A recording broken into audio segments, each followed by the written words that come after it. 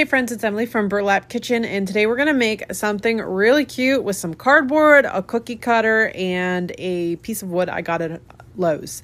So the first thing I'm going to do is trace this rose cookie cutter onto actually I think it's a tulip, onto a piece of cardboard, and we're just going to go ahead and cut it out. And then you can find these boards at Lowe's. I think they come 3 or 5 in a pack. I forget. But you can get them at Lowe's. And then I traced it onto some textured wallpaper that I had left over from my kitchen.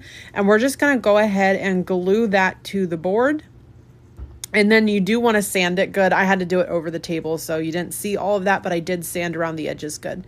Next, I'm going to take some Waverly Antique wax and a stencil brush, and I'm going to go ahead and add that wax all over the board here, the surface, and we're going to give it like a nice, like rustic look. Vintage, I guess you would say.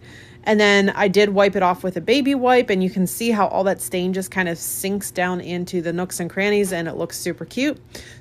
Next, we're going to take some spackling, and then I mixed it with the paint color of my choice, which was this vintage tea rose pink that I got at Hobby Lobby.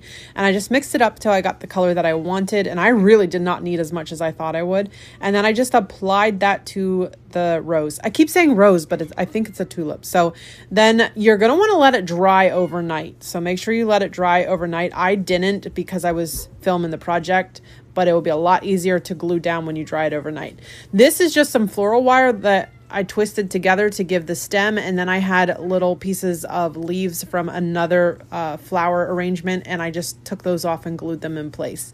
Then I had some raffia that I made a simple little bow with and glued that to the bottom of the tulip, and then crunched the bottom of the raffia up just so it looks a little more natural. And then I had this Spanish moss, this green Spanish moss, and I glued that to the bottom.